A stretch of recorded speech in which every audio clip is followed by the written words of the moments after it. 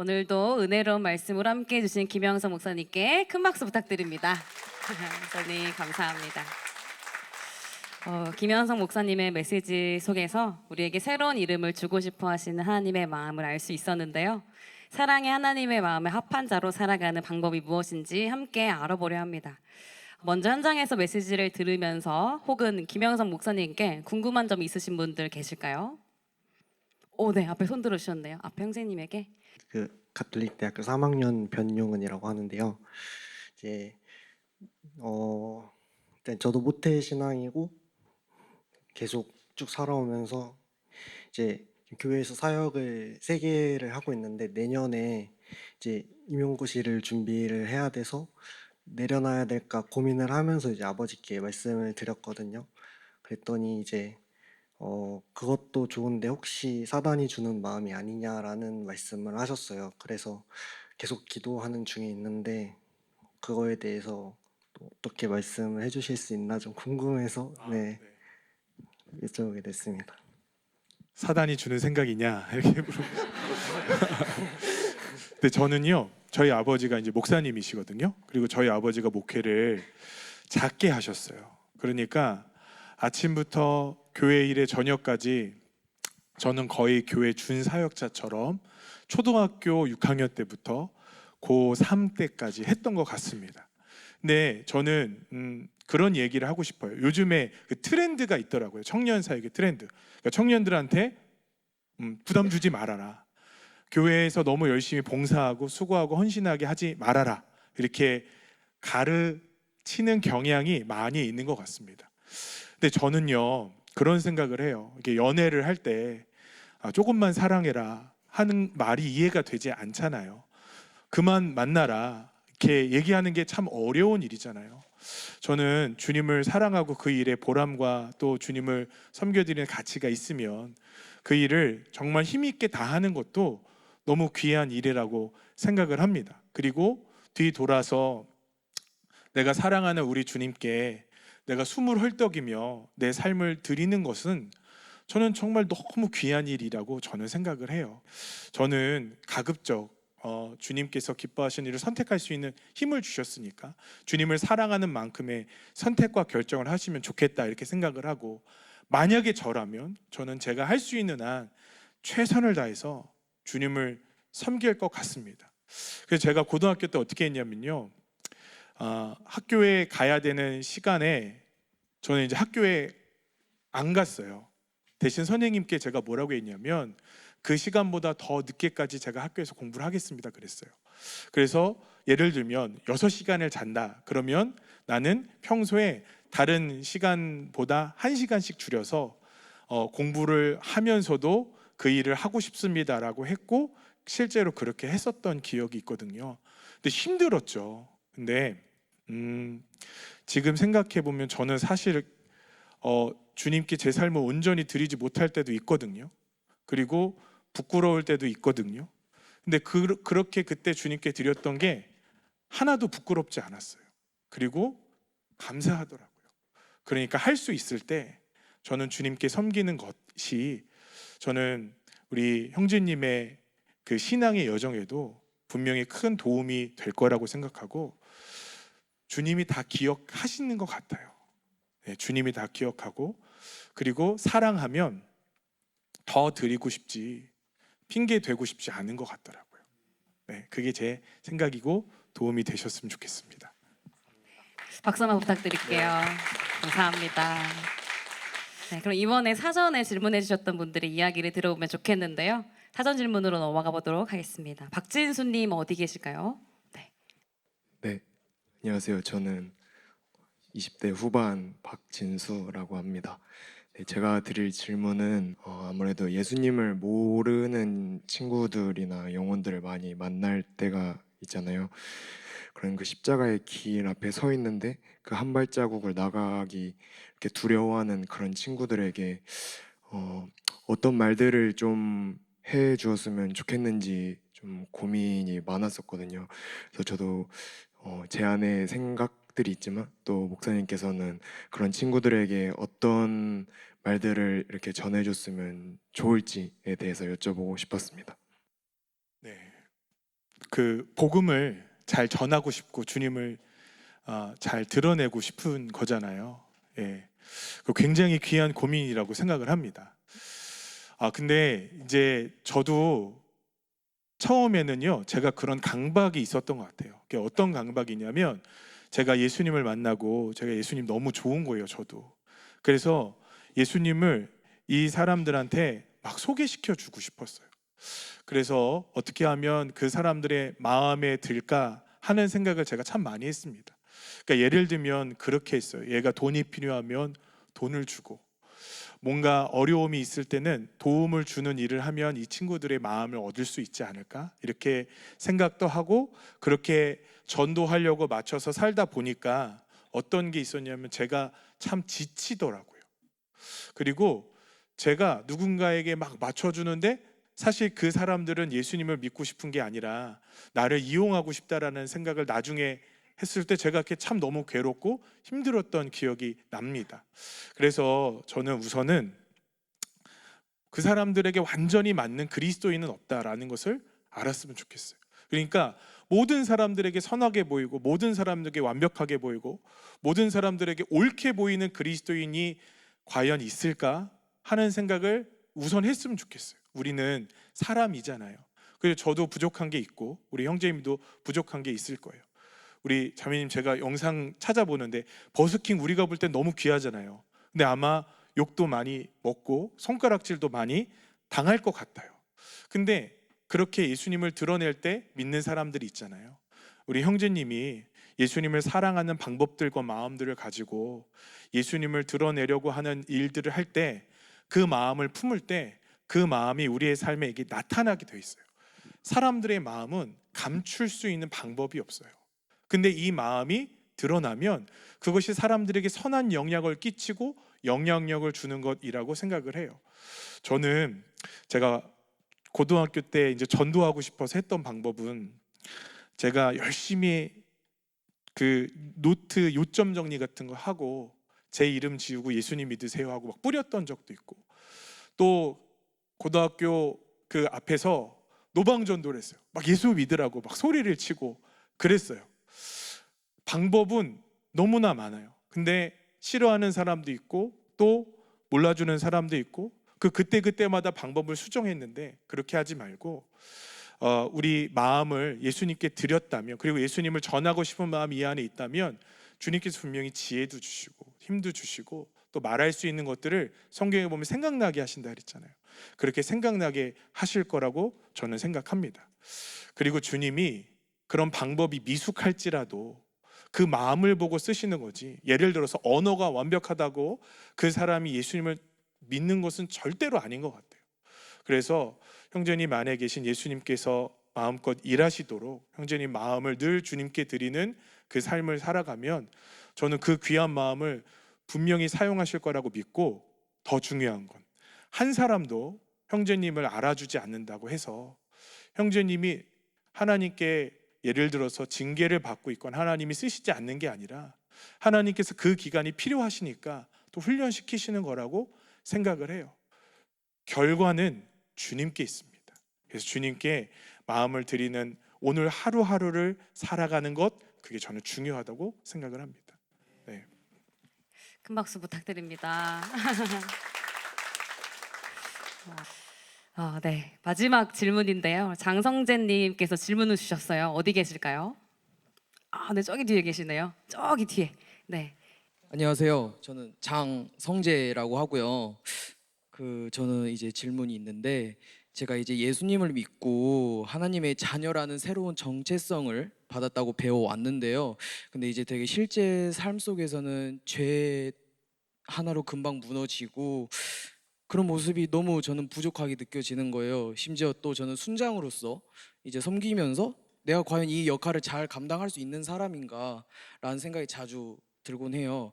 머리로는 하나님 안에서 이미 새로운 존재라고는 알고 있지만 마음과 삶에서는 여전히 예전의 저의 모습, 그리고 부족하고 흔들리는 제 자신이 더 크게 느껴질 때가 많습니다. 이럴 때 저는 어떻게 정체성을 붙잡고 살아가야 하는지 궁금하고요. 또한 하나님께서 주신 이제 새로운 정체성이라는 것이 이미 완성된 나로 믿고 살아가는 것인지, 아니면 계속 만들어져 가는 과정 속의 나를 받아들이면서 살아가는 것이 궁금합니다.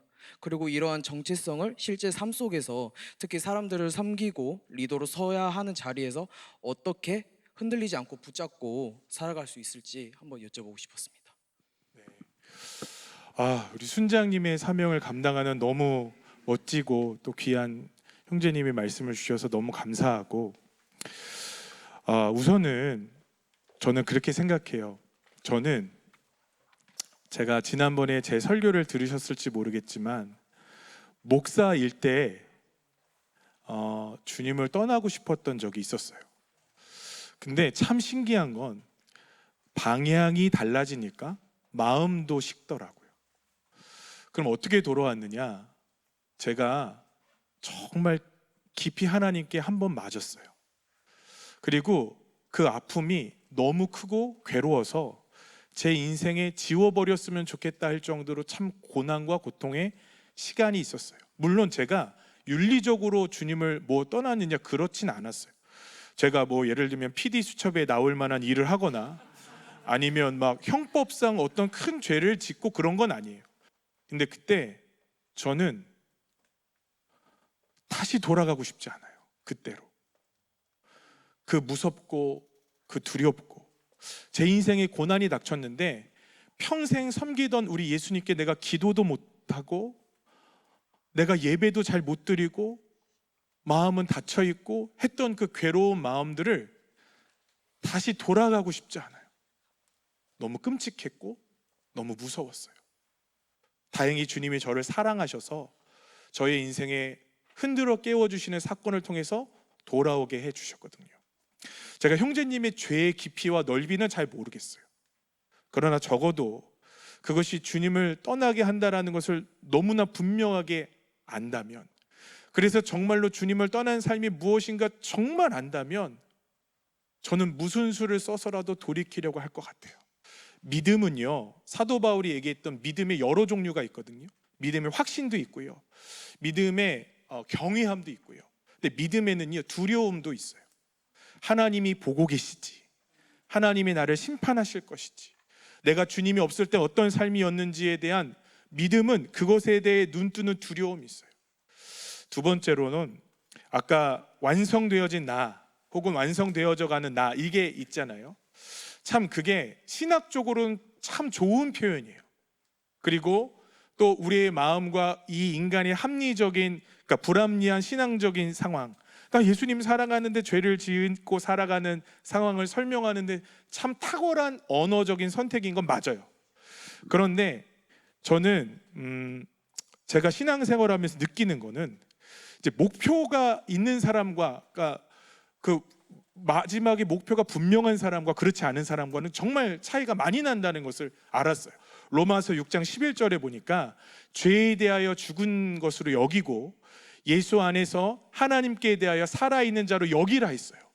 그러면 목표가 정해져 있어요. 우리는 지금 혹시나 아니어도 이미 주님께서 우리에게 해주신 그 놀라운 구원의 역사와 사건을 믿고 여기라라고 저는 성경에서 본 것 같아요. 그럼 우리의 목표는 뭐냐면 주님께서 우리를 불러주신 그 모습, 그것이 우리의 목표여야 돼요. 그럼 지금 나는 뭐예요? 그 목표가 있으면 지금 만들어진 나도 주님의 길 위에 있기 때문에 주님께서 함께 해주실 거라는 또 구원의 소망이 생기는 거예요. 네, 형제님, 제가 이 얘기 꼭 하고 싶어요. 만들어지고 있는 나로 우리 주님의 어미하신 눈동자를 피하려고는 안 했으면 좋겠어요. 나 미숙해요. 맞아요. 제가 미숙하거든요. 제가 그래서 가늠하다가 오늘 설교하러 올라왔어요. 형제님 어떻게 보시겠어요, 저를? 미숙함이라고 하는 것, 그리고 만들어지고 있는 나라는 너무나 신학적으로 좋은 문장, 그게 우리의 불합리성을 설명하는 너무 좋은 문장이지만 그것에 우리 주님의 불꽃 같은 눈동자를 자꾸 피하게 되고 합리화하게 된다면 형제님의 목표는 주님을 쫓는 것이 아닐 수 있다라고 생각합니다. 실제로 제가 상담을 해보면요, 교회가 이래도 되나 하는 생각이 들어요. 교회 안에요. 정말 우리 이래도 돼? 우리가 이러면서 예배해도 돼? 우리가 이러면서 주님을 우리 주인이라고 고백해도 돼? 하는 일들이요, 정말 너무너무 많아요. 그 이유가 뭘까? 우리가 그 회색지대를 너무나 많이 오랫동안 교회에서 방치했던 것 같아요. 형제님에게 너무 부담이 되는 말씀일 수 있을 것 같습니다. 근데 제가 아무리 평안을 드린다 해도 주님이 그렇게 안 보실 수 있잖아요. 그러니까 저는 그 무서운 주님 앞에 서봤어요. 주님을 잃어보고 그 괴로운 날들을 보내봤어요. 너무 끔찍해요. 형제님은 가지 않으셨으면 좋겠어요. 그렇게 부탁드리고 싶어요. 네. 네, 큰 박수 부탁드립니다.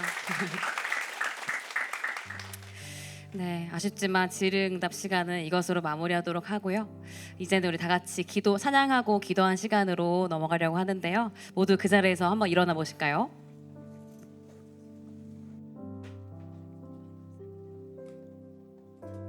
네, 여러분과 함께 하고 싶은 찬양이 있습니다. 하나님의 부르심에는 후회함이 없네라는 찬양입니다. 여러분, 우리가 죄인이었을 때 우리 주님께서 우리를 불러주셨어요. 뜨거운 마음으로 막 주님 앞에 가다 보면 우리가 살다 왔던 습관, 살아왔던 그 괴로운 날들과 마음들이 여전히 우리 주인 되어서 살아갈 때가 있는 것 같아요. 나는 과연 누굴까? 과연 나는 주님이 부르신 사람이 맞을까 하는 생각이 들 때가 있을 때, 여러분 꼭 기억하세요. 주님이 여러분을 부르셨어요. 그러니까 여러분이 있어야 되는 자리는 그 자리가 아니라 우리 주님께서 불러주신 저 거룩한 자리라고 믿습니다.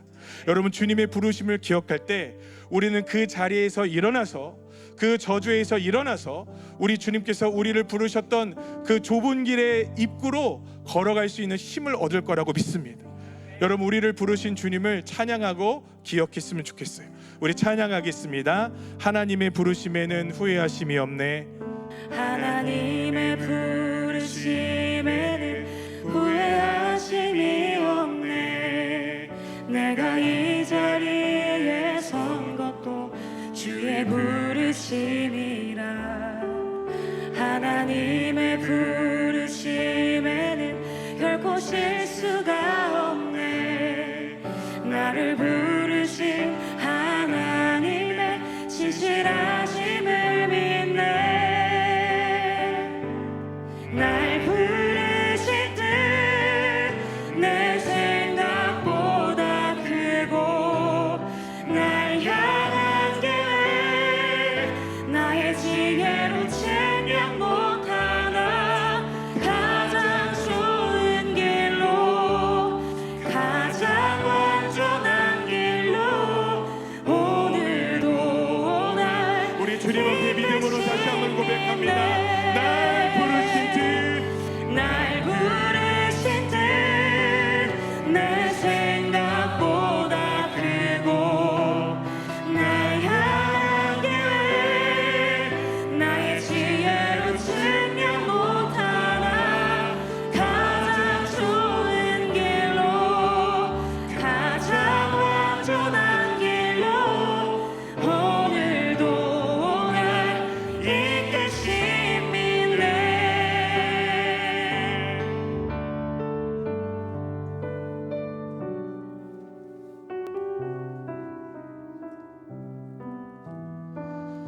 제가 잠깐 기도하도록 하겠습니다. 하나님, 우리 같은 자를 불러주셔서 감사합니다. 그 부르심을 따라 이제는 이 자리에서 머무는 것이 아니라 우리 주님께서 우리에게 허락하시고 불러주신 그 길을 향해 나아갈 수 있도록 허락하여 주시옵소서. 사단은 너를 부른 것이 아니라고 할 것입니다. 우리의 옛 사람은 너를 부른 것이 아니라고 할 것입니다. 그러나 주님, 우리를 부르셨습니다. 죄인에서 의인으로 우리를 부르셨고, 저주에서 축복으로 우리를 부르셨습니다. 사람들이 우리를 향해서 하나님이 버리운 받은 자라 할 때 우리 주님은 우리를 불러주신 줄 믿습니다.